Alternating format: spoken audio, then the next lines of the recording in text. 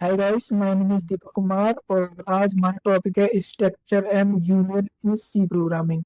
तो C programming में structure क्या होते हैं, यूनियन क्या होते हैं, आज सारे सिलेक्शंस में कवर करेंगे। ठीक, तो स्ट्रक्चर जो होते हैं वो कलेक्शंस होते हैं डेटा आइटम्स के।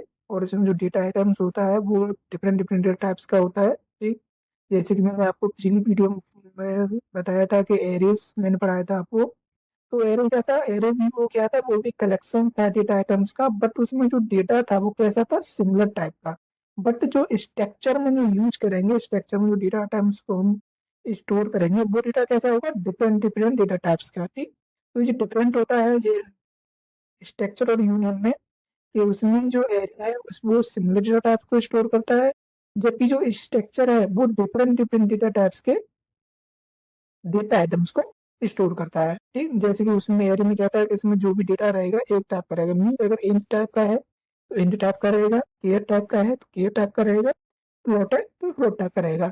बट स्ट्रक्चर जो है, स्ट्रक्चर क्या करता है, इसमें इंट केयर फ्लोट हम एक साथ क्या कर सकते हैं, डेटा आइटम्स को कलेक्शंस के रूप में स्टोर कर सकते हैं डिफरेंट डिफरेंट टाइप्स को। मीन्स चाहे वो इंट टाइप का हो, चाहे फ्लोट टाइप का हो, चाहे केयर टाइप का हो, सारे के जो डेटा टाइप्स है उन सबको एक साथ स्टोर कर सकते हैं एज ए कलेक्शन के रूप में। ठीक, और यूनियन भी एक स्ट्रक्चर की तरह ही होता है, ये भी इसमें थोड़ा सा डिफरेंस होता है स्ट्रक्चर और यूनियन में।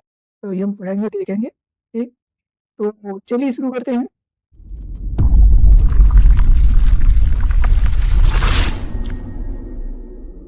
तो चलिए देखते हैं व्हाट इज द स्ट्रक्चर। तो स्ट्रक्चर्स क्या होता है। ठीक, structure in C is a user defined data types. तो ये क्या होते हैं, ये यूजर डिफाइंड डेटा टाइप्स होते हैं। मीन्स इनका अपना कोई डेटा टाइप्स नहीं होता है, इनको सी ने कोई भी डेटा टाइप्स प्रोवाइड नहीं किया है। जो यूजर डिफाइन करता है वो इनका क्या होता है, डेटा टाइप्स होता है। ठीक, that enable us to store the collections of different data types.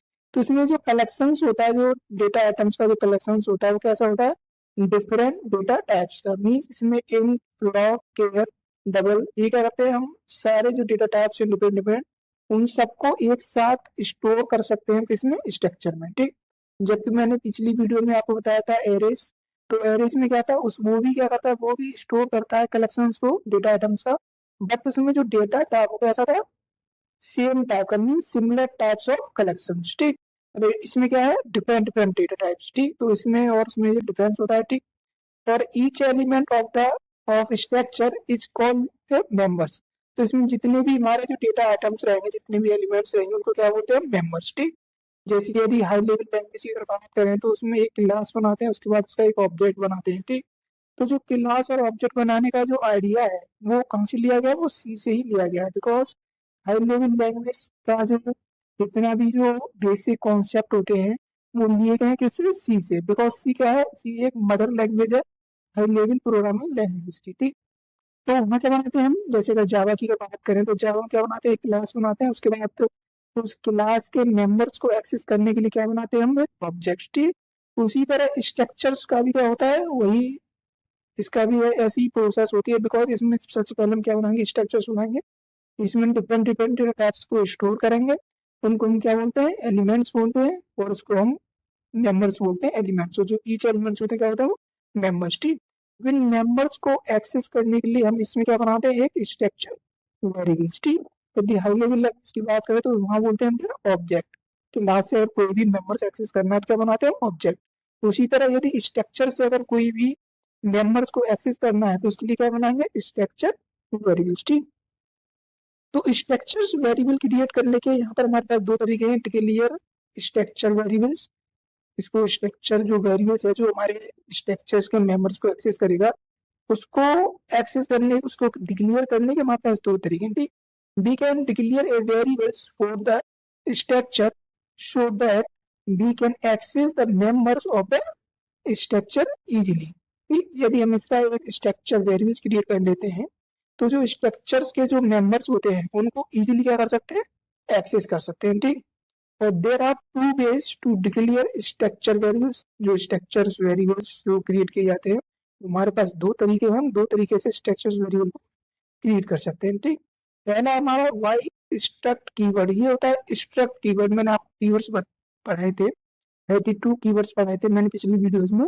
तो उसमें बताया था कि ये सारे कीवर्ड से बारी बारी से जब यूज होंगे तब आपको पता चलेगा कौन से कीवर्ड्स का क्या यूज है। ठीक, तो उसमें एक स्ट्रक्चर नाम का भी क्या था, कीवर्ड्स था। ठीक, ये जितने भी कीवर्ड थे वो सारे के सारे कैसे थे, स्मॉल लेटर्स में थे, और जैसे इनको लिखा गया है जो इसका मीनिंग से जो इनका जो अल्फाबेट्स हैं वही यूज करने हैं, हम कोई भी अलग से यूज नहीं कर सकते बिकॉज ये पहले से क्या है, बिल्टेन। ठीक, तो हम स्ट्रक्ट कीवर्ड की सहायता से भी विद इन मेन फंक्शंस के अंदर भी हम एक स्ट्रक्ट कीवर्ड की सहायता से इसको बना सकते हैं स्ट्रक्चर वेरिएबल्स को। ठीक, और दूसरा तरीका हमारे पास by declare a variable at the time of defining the structure. जब हम स्ट्रक्चर्स बनाए उसी समय हम क्या करते हैं, इसका वेरिएबल्स डिफाइन करते हैं, स्ट्रक्चर्स वेरिएबल्स स्ट्रक्चर्स को बनाते समय भी उसका डिफाइन कर सकते हैं, डिक्लेयर कर सकते हैं। ठीक, अभी हम देखेंगे दोनों टाइप देखेंगे, दोनों टाइप से हम बनाएंगे अपना। ठीक, जो स्ट्रक्चर होता है वो क्लास जो मेन फंक्शन होता है, मेन फंक्शन का पार्ट नहीं होता है बिकॉज इसको स्ट्रक्चर्स को हम हमेशा मेन फंक्शन से क्या बनाते हैं, अलग बनाते हैं। बिकॉज जो हमारी जो हाई लेवल लैंग्वेज क्लासेस होती है उसमें क्या होता है, तो कोई नई क्लास बनाते हैं तो उसमें भी क्लासेस के अलग अलग बनती है। ठीक, ठीक, तो ये एक स्ट्रक्चर्स में स्ट्रक्चर्स कैसे क्रिएट करते हैं, ये एक तरीका होता है स्ट्रक्चर्स क्रिएट करने का। जब भी हम स्ट्रक्चर्स क्रिएट करेंगे और मेन फंक्शंस से बाहर करेंगे, जहाँ मेन फंक्शंस बना होगा उसके ऊपर, जैसे अगर ये मेन फंक्शंस बना दिया हमने तो जस्ट इसके ऊपर क्या करेंगे, हम स्ट्रक्चर्स क्रिएट करेंगे। ठीक, अब स्ट्रक्चर्स क्रिएट करने के लिए हम सबसे पहले क्या लगाते हैं, स्ट्रक्ट कीवर्ड लगाते हैं। ये हमारा स्ट्रक्ट कीवर्ड हो गया। ठीक, उसके बाद स्ट्रक्चर्स का नाम कोई भी नाम रख सकते हैं हम। ठीक, जैसे हम क्लास बनाते हैं, हाई लेवल लैंग्वेज की अगर बात करें तो उसमें क्लास बनाते हैं, तो क्लास बनाने में क्या यूज करते हैं, क्लास कीवर्ड। लेकिन यहाँ का यूज किया हमने स्ट्रक्ट कीवर्ड, और उसके बाद क्लास का नाम होता था, और देखिए होता था उसी तरह यहाँ पर स्ट्रक्ट कीवर्ड का एक नाम है। ठीक, स्ट्रक्ट कीवर्ड लगाया, उसके बाद इसका नाम जो भी हम रखना चाहें वो रख सकते हैं। ठीक, तो उसके बाद कर्ली ब्रेसेस के बाद हम कितने भी डेटा आइटम्स इसमें स्टोर कर सकते हैं, इसमें डिफाइन कर सकते हैं। ठीक, ये सारे क्या होते हैं, ये मेंबर्स होते हैं। ईच एलिमेंट, जैसे इसमें कितने एलिमेंट्स हैं, एक दो तीन, तीन एलिमेंट्स है, और ये तीनों एलिमेंट्स क्या है, ये डिफरेंट डिफरेंट डेटा टाइप्स है। ठीक, पहला है क्या है हमारा आईडी है, जो कि एक इंट टाइप का क्या है, वेरिएबल्स है। दूसरा एक एरे है, हमने एरे डिफाइन किया गया है, इसका जो साइज या कैपेबिलिटी है वो 50 अल्फाबेट्स को स्टोर करने की है। ठीक, और जी किस टाइप का है, के टाइप का है। उसके बाद हमने एक और बनाया है सेल, और उसका टाइप का है प्लॉट।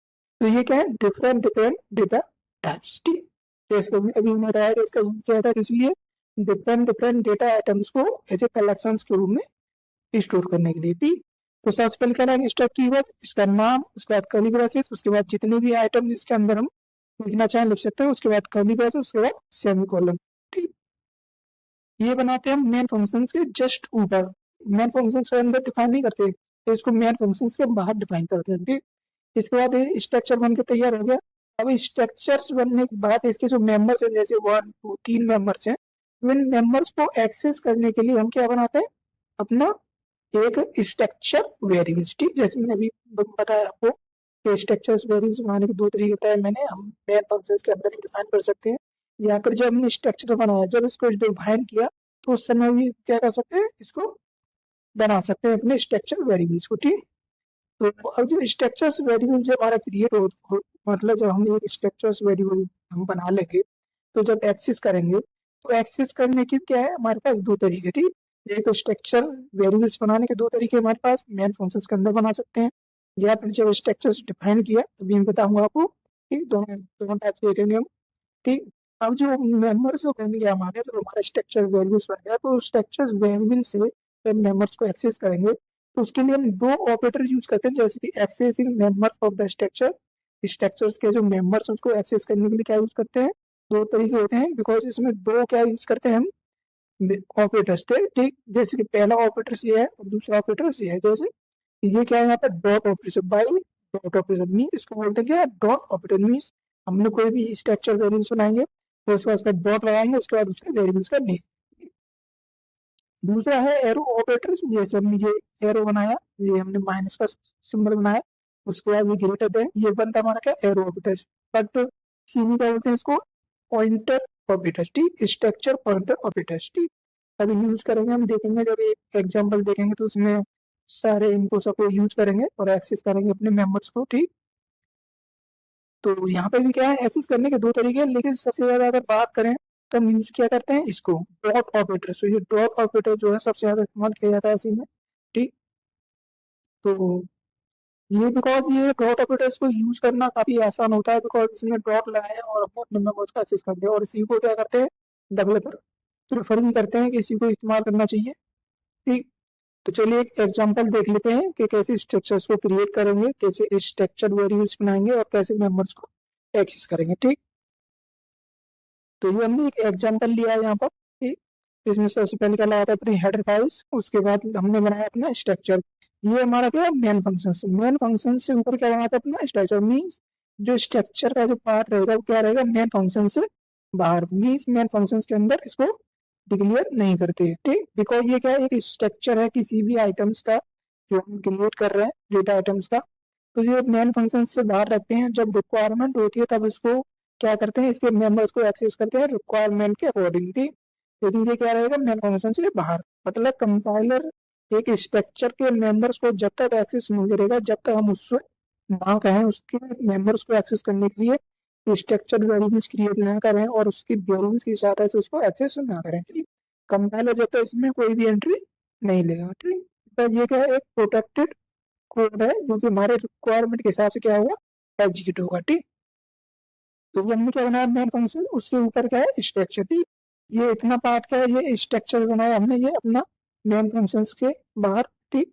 और स्ट्रक्चर बनाने के लिए मैंने बताया आपको कि सबसे पहले क्या लगाते हैं स्ट्रक्ट कीवर्ड, उसके बाद कोई भी नाम लिख सकते हैं, हमने यहाँ एम्प्लॉय नाम लिखा है, ठीक।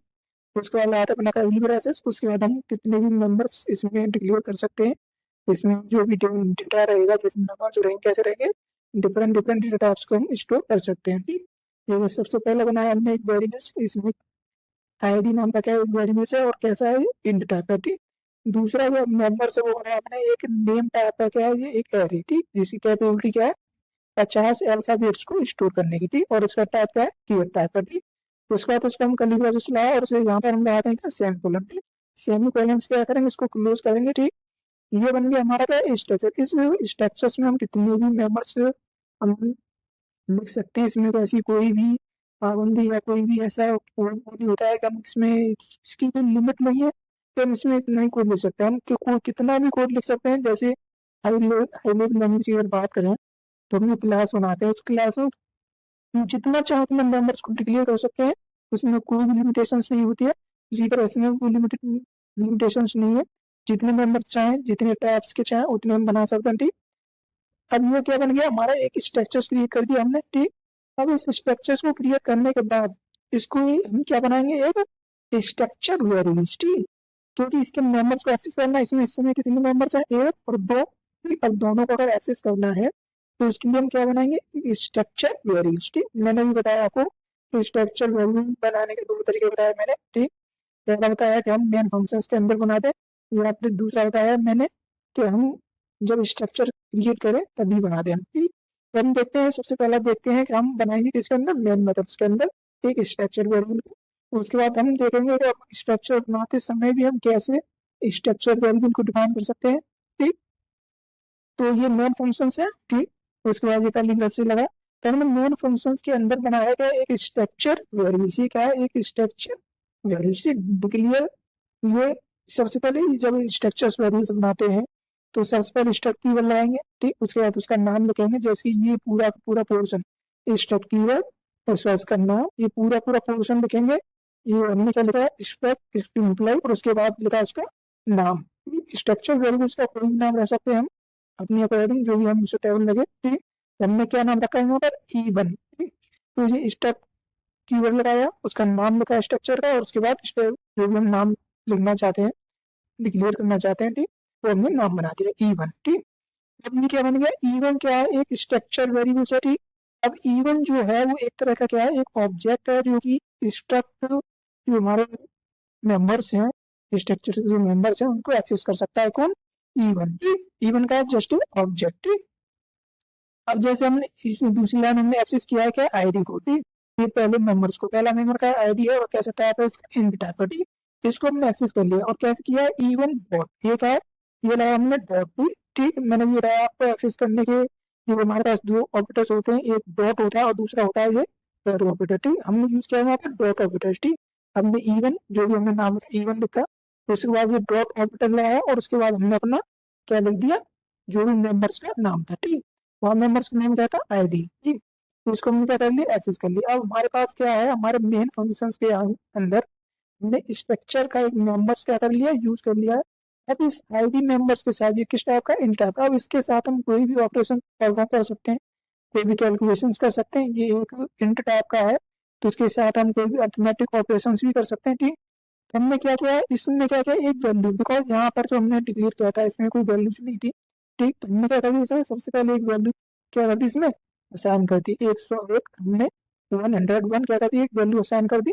तो हमने एक वैल्यू असाइन करने के बाद इसमें अभी जो आईडी है, इसमें एक वैल्यू है, इसको हम मैनिपुलेट कर सकते हैं, इसको हम प्रिंट कर सकते हैं, हम जो चाहे इसके साथ ऑपरेशंस परफॉर्म कर सकते हैं, ठीक।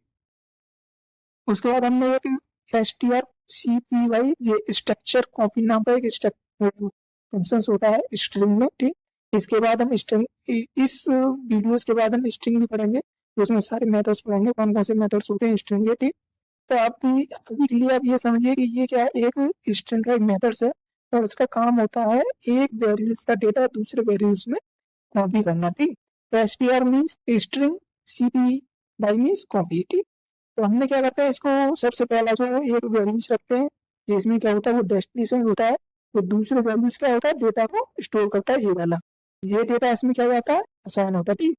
यहाँ या तो हम वैल्यूज लिखते हैं या फिर अपना डायरेक्ट डेटा लिख दें, ठीक। हमने क्या किया, हमने यहाँ पर डायरेक्ट क्या कर दिया, डेटा लिख दिया, ठीक।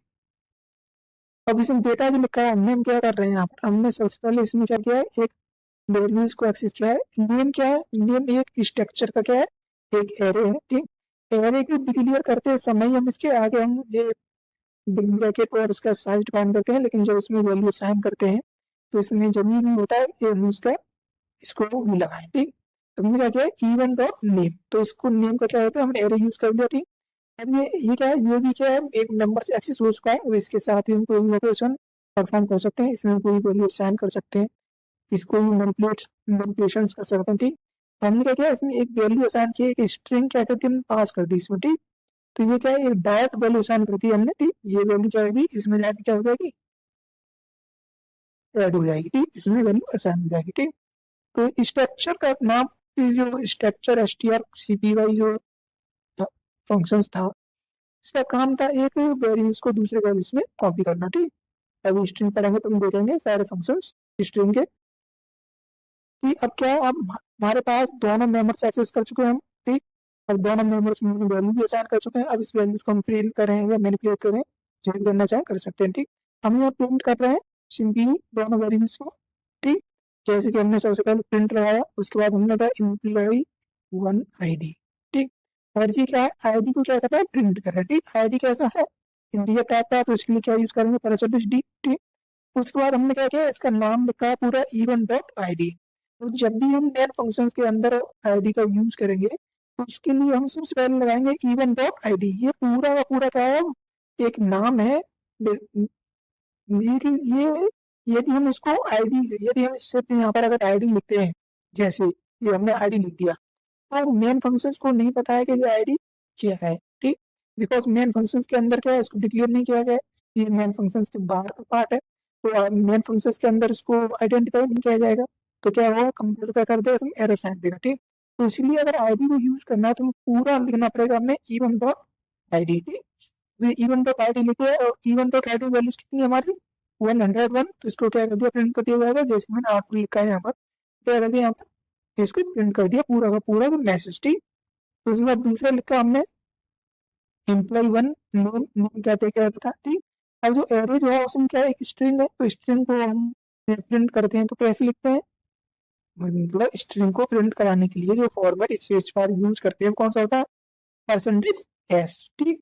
उसके बाद इसका पूरा नाम लिखा है even dot name, because even dot name में ही क्या है, हमारी वैल्यू क्या है, ये स्ट्रिंग है, ठीक।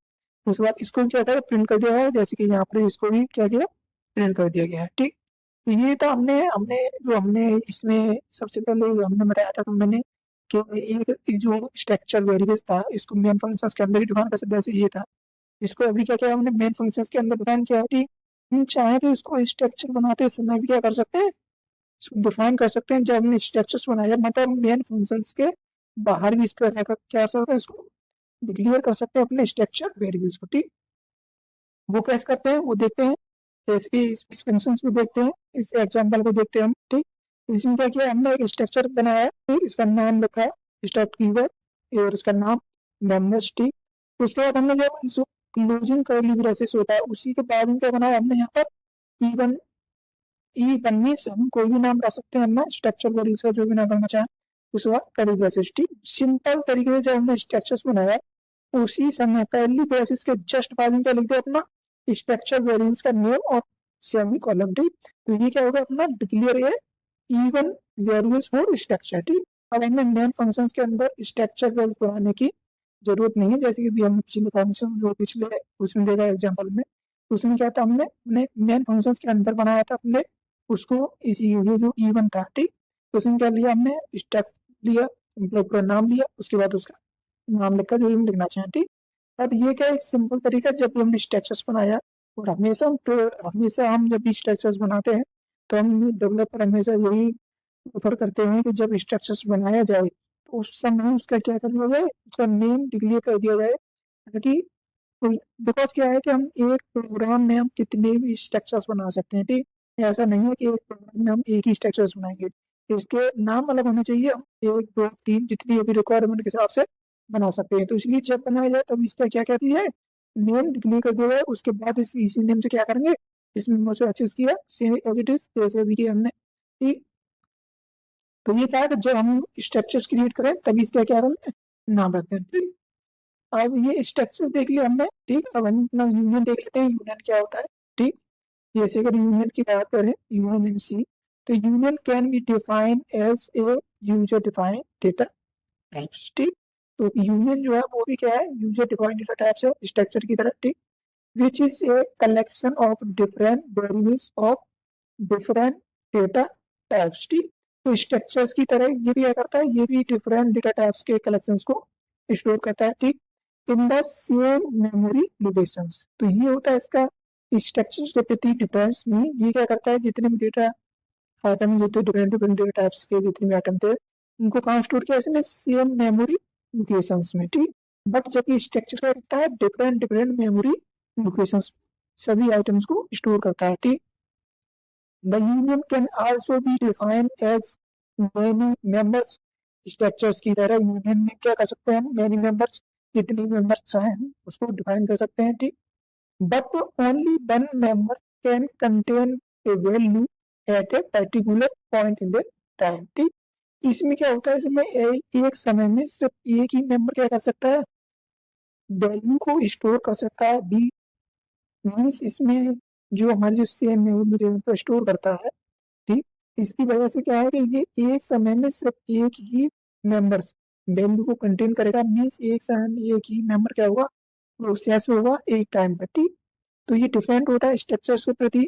बट स्ट्रक्चर्स में क्या है, जितने मेंबर्स होते हैं वो एक साथ क्या कर सकते हैं, वैल्यू कंटेन कर सकते हैं, प्रोसेस कर सकते हैं, उनके साथ कोई ऑपरेशन परफॉर्म कर सकते हैं। ठीक, बट यूनियन में क्या है, ओनली वन मेंबर। ठीक, union is a user dependent type मैंने बताया। ठीक, but unlike structure, but structures के प्रति they share the same memory locations. ठीक, तो ये क्या करते हैं, जो यूनियन क्या है वो क्या करते हैं, सेम मेमोरी लोकेशंस पर जो अपना डेटा है डिफरेंट डिफरेंट जो हमारे मेंबर्स हैं उनके जो डेटा है उसको स्टोर करते हैं कहाँ, सेम मेमोरी लोकेशंस पर। ठीक, और उसको यूनियन को स्ट्रक्चर, जैसे हमने स्ट्रक्चर क्रिएट किया है उसके मेंबर्स हमने एक्सेस किए, मेंबर एक्सेस करने के लिए उसके एक स्ट्रक्चर्स वेरिएबल्स बनाया, उसके बाद एक्सेस ऑपरेटर यूज किए, डॉट ऑपरेटर्स और एरो ऑपरेटर्स।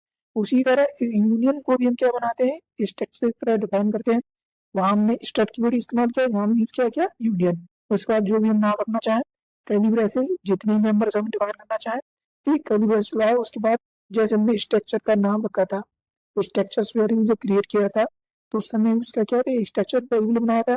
उसी तरह यूनियन का क्या बनाते हैं, यूनियन वेरिएबल ये क्या करेगा, मेंबर्स को एक्सेस करेगा। ठीक, तो उसके बाद मेन फंक्शंस के अंदर हम डायरेक्ट जैसे कि हमने क्या नाम रखा, बेयर, तो बेयर डॉट ये क्या यूज किया हमने, डॉट ऑपरेटर। ठीक, तो बेयर डॉट ए और उसमें जो वैल्यू हमने असाइन करी। ठीक, मीन्स ये एज इट इज वर्क करता है उसके स्ट्रक्चर्स के। ठीक, इसमें और उसमें सिर्फ एक ही डिफरेंस होता है, बिकॉज यूनियन जो क्या यूज करता है सेम मेमोरी लोकेशंस को स्टोर करने के लिए, ठीक। जबकि जो स्ट्रक्चर यूज करता है क्या, डिफरेंट डिफरेंट डेटा टाइप्स के लिए डिफरेंट डिफरेंट मेमोरी लोकेशंस, ठीक। तो चलिए अब ये था इसमें इसमें स्ट्रक्चर यूनियन में तो हम इस्तेमाल किए जाते हैं, ठीक। जब हमें बात आती है कि हमें डेटा को अगर एक ही सेम मेमोरी लोकेशन पर स्टोर करना है तो हम यूज करेंगे क्या, यूनियन, ठीक। यदि हमें ऐसी रिक्वायरमेंट नहीं है तो हम यूज करेंगे क्या, स्ट्रक्चर, ठीक। तो चलिए अपना एक लाइव एग्जांपल देख लेते हैं हम, ठीक। ठीक, तो हमने यहाँ पर एक एग्जांपल बनाया है स्ट्रक्चर का, ठीक। देख लेते हैं। जैसे हमने सबसे पहले क्या लगाया, अपना स्ट्रक्चर कीवर्ड, ये क्या था हमारा स्ट्रक्चर कीवर्ड। उसके बाद हमने जो भी नाम लेना चाहे, मैंने दीप नाम यूज किया है, ठीक। उसके बाद हमने ये लाया कर्ली ब्रेसेस, सबसे पहले कर्ली ब्रेसेस लाया। उसके बाद हमने मेंबर्स यूज किया, मैंने यहाँ सिर्फ एक ही मेंबर यूज किया है, ठीक। सिर्फ हमें जस्ट चेक करना है कि हमारा स्ट्रक्चर जो होता है, स्ट्रक्चर और यूनियंस हमारे ठीक प्रॉपर वर्क करते हैं या नहीं, ठीक। वो हम चेक कर रहे हैं सिर्फ। उसके बाद सिर्फ मैंने इसमें एक ही मेंबर्स लिया है, हम चाहें तो कितने मेंबर्स ले सकते हैं, ठीक। उसके बाद हमने एक कर्ली ब्रेसेस लगाया और सेम कॉलम क्लोज कर दिया, ठीक। उसके बाद ये हमारा मेन फंक्शन, ठीक। उसके बाद ये क्लियर फंक्शन जो हम यूज करते हैं अपने क्लियर करने के लिए। तो उसके बाद लगाया हमने क्या, अपना एक स्ट्रक्चर, बिकॉज अगर इसके मेंबर्स को अगर एक्सेस करना है तो हम क्या बनाना पड़ेगा, इसका एक स्ट्रक्चर वेरिएबल्स, ठीक। तो इसके लिए यूज करते हैं सबसे पहले क्या, स्ट्रक्ट कीवर्ड, उसके बाद दीप जिसका जो नाम है, उसके बाद जो भी हम नाम रखना चाहें, यहाँ नाम क्या रखा है हमने, D1, ठीक। ये पूरा पूरा सेक्शन यूज करते हैं, ठीक। उसके बाद यहाँ पर ये पूरा पूरा यूज किया, ठीक। उसके बाद इसका नाम लिखा हमने D1, जो भी हम नाम रखना चाहें नाम रख सकते हैं, ये स्ट्रक्चर वेरिएबल्स है, ठीक। अब इस D1 जो वेरिएबल्स है इसकी सहायता इसके क्या करेंगे, इसके मेंबर्स को एक्सेस करेंगे। इस समय हमने सिर्फ एक ही मेंबर बनाया, क्या इंट टाइप का है और डी के एक वेरिएबल्स है, ठीक। उसके बाद हमने क्या किया, इसको एक्सेस किया, ये हमने D1 डॉट डी के, ठीक। D1 लिखा डॉट लगाया, मीन्स हमने एक्सेस करने के लिए कौन सा ऑपरेटर यूज कर रहे हैं, डॉट ऑपरेटर्स, ठीक। D1 डॉट डॉट और डी के। उसके बाद हमने क्या करते हैं, हमने एक वैल्यू असाइन कर दी, क्या 20, ठीक। तो ये हमने वैल्यू को जो डी के को एक्सेस किया, उसके बाद उसमें एक इंटीजर टाइप की वैल्यू भी असाइन कर दी, ठीक। अब जो डी के जो वेरिएबल था इसमें एक वैल्यू है और इसको हम इसके साथ कोई भी ऑपरेशन परफॉर्म कर सकते हैं और कोई भी अर्थमेटिक कैलकुलेशन कर सकते हैं, प्रिंट कर सकते हैं, जो भी करना चाहें, ठीक। हमने यहाँ सिर्फ क्या करना है, वैल्यूज को प्रिंट कर रहे हैं, ठीक। हम देख रहे हैं कि हमने इसकी मेंबर्स को एक्सेस किया है या नहीं, ठीक। तो हमने एक प्रिंट फंक्शन लगाया मेंबर्स को प्रिंट करने के लिए, हमने लिखा वैल्यू ऑफ डी के वेयर, जो डी के वेरिएबल्स है, ठीक। इंट टाइप का है तो हमने क्या लिखा है यहाँ पर परसेंटेज डी, ठीक। उसके बाद हमने एक पूरा पूरा D1 डॉट डी के, मीन्स यदि इसको यूज करना है, यदि डी के नाम का जो वेरिएबल्स है इसको यूज करना है तो हमें पूरा लिखना पड़ता है D1 डॉट डी के, ठीक। अब देखते हैं ये प्रिंट करता है या नहीं वैल्यूज को हमारी, अगर इसने एक्सेस किया होगा तो ये हमारे 20 वैल्यूज को प्रिंट करेगा, ठीक। कोई एरर नहीं, रन करते हैं। हमने ये रन किया अपना फंक्शंस और ये वैल्यू आई क्या, 20, ठीक। तो वैल्यू ऑफ डी के वेरिएबल 20, ठीक। इसका मतलब हमारा जो हमारा D1 जो था स्ट्रक्चर्स वेरिएबल जो था ये वाला, इसने क्या किया, मेंबर्स को एक्सेस कर लिया और हमारी 20 वैल्यू भी असाइन हो गई और उसको हमने प्रिंट भी कर दिया, ठीक। अब ये जो था हमने इसमें मैंने बताया था कि स्ट्रक्चर्स वेरिएबल बनाने के दो तरीके थे, एक तो मेन फंक्शंस के अंदर ये था मेन फंक्शंस और इसी के अंदर क्या बनाया हमने अपना स्ट्रक्चर वेरिएबल्स, ठीक। हम चाहें तो स्ट्रक्चर्स वेरिएबल्स को स्ट्रक्चर बनाते समय भी क्रिएट कर सकते हैं, ठीक। जैसे हम इसको कमेंट बना रहे हैं, अब ये कमेंट जो होती है मैं पढ़ा चुका हूँ पिछले वीडियोज में, कमेंट क्या होती है, ये कंपाइलर के द्वारा जब प्रोग्राम को रन किया जाता है इसको क्या किया जाता है, इग्नोर कर देता है, ठीक। ये जस्ट ए इंफॉर्मेशन होती है हमारे डेवलपर के लिए, जो डिजाइनर है उसके लिए एक इंफॉर्मेशन होती है कि ये कोड क्या है, कमेंट है एज ए, ठीक। और इसके बाद हम क्या करते हैं, हम अपना एक स्ट्रक्चर जब बनाया हमने तो वहीं क्या करते हैं, अपना एक वेरिएबल डिक्लेयर करते हैं स्ट्रक्चर वेरिएबल, जैसे D1। ये क्या था, ये तरीका था हमारा एक मेन फंक्शन के अंदर डिफाइन किया, ठीक। अब ये क्या, ये कमेंट है तो इसको इग्नोर कर दिया, इसको रीड नहीं किया जाएगा कंपाइलर के थ्रू, ठीक। तो हमने एक स्ट्रक्चर्स बनाया सिंपली और जो कर्ली ब्रेसेस जो क्लोजिंग था उसके आगे लिख दिया गया D1 और सेमीकोलन, ठीक। अब क्या है, अब देखते हैं ये वर्क करता है नहीं, कोई एरर नहीं, रन किया और ये as it is value print, ठीक। इसका मतलब ये हुआ कि हमारा वो जो है, जो हमने जो डिफाइन किया है D1 स्ट्रक्चर वैल्यू, वो भी क्या कर रहा है, प्रॉपर वर्क कर रहा है, ठीक। तो अब अपना यूनियन देख लेते हैं, यूनियन में कोई भी डिफरेंस नहीं था, जैसे स्ट्रक्चर्स बनाते हैं वैसे यूनियन बनाते हैं, ठीक। यूनियन बनाने के लिए हम क्या यूज करते हैं, यहाँ पर सिर्फ यूनियन कीवर्ड, यूनियन कीवर्ड्स लगाया, ठीक। एज इट इज मेंबर्स रहेंगे, कोई प्रॉब्लम नहीं, कोई भी नाम डिफाइन कर सकते हैं, मेंबर्स जैसे रहते हैं वैसे ही रहेंगे, इसमें जो स्ट्रक्चर्स वेरिएबल्स बनाया उसी तरह यूनियन वेरिएबल्स बनाने का भी सेम तरीका है, ठीक। उसके बाद इसमें भी कोई प्रॉब्लम नहीं, कोई मीन्स एज इट इज बनता है, ठीक। इसमें सिर्फ क्या चेंज किया हमने, स्ट्रक्चर कीवर्ड्स को, ठीक। इसको कंपाइल करते हैं, कोई एरर नहीं, रन किया और एज इट इज हमारी वैल्यू प्रिंट हो चुकी है, वैल्यू ऑफ डी के वेरिएबल्स 20, ठीक। तो वर्क कर रहा है, ठीक। ये तो हमने जब हमने यूनियन बनाया उसी तरह इसका क्या बना दिया, यूनियन वेरिएबल, ठीक। हम चाहें तो यहाँ पर भी क्या बना सकते हैं, मेन फंक्शन के अंदर ही बना सकते हैं। जैसे इस कोड को हम ऐसे कमेंट से हटा रहे हैं और यहाँ क्या लिख रहे हैं, सिर्फ यूनियन, ठीक। यूनियन कीवर्ड लिखा, ठीक। अभी क्या है, ये बन चुका है क्या, यूनियन वेरिएबल जो कि मेंबर्स को एक्सेस करेगा, ठीक। ये वाला पूरा पूरा, ठीक। अब देखते हैं, कंपाइल करते हैं, कोई एरर नहीं, रन करते हैं, वही वैल्यू प्रिंट, ठीक। इसका मतलब हम इसको भी दो तरीके से बना सकते हैं। मीन जैसे स्ट्रक्चर्स बनाते हैं वैसे यूनियन को क्रिएट किया जाता है। स्ट्रक्चर और यूनियन सिर्फ एक ही डिफरेंट था कि यूनियन जो है उसके जितने भी डिफरेंट डिफरेंट डेटा टाइप्स रहेंगे उनको ये सेम मेमोरी लोकेशंस पर स्टोर करता है, ठीक। बस, और जब स्ट्रक्चर क्या करता है वो अलग अलग मेमोरी लोकेशंस पर स्टोर करता है, ठीक। तो ये था इन दोनों में मेन डिफरेंस, ठीक। और सबसे ज्यादा यूज किया जाता है वो हम स्ट्रक्चर ही यूज करते हैं, ठीक। तो मिलते हैं अगली वीडियो में, जब तक के लिए थैंक यू फॉर वॉचिंग।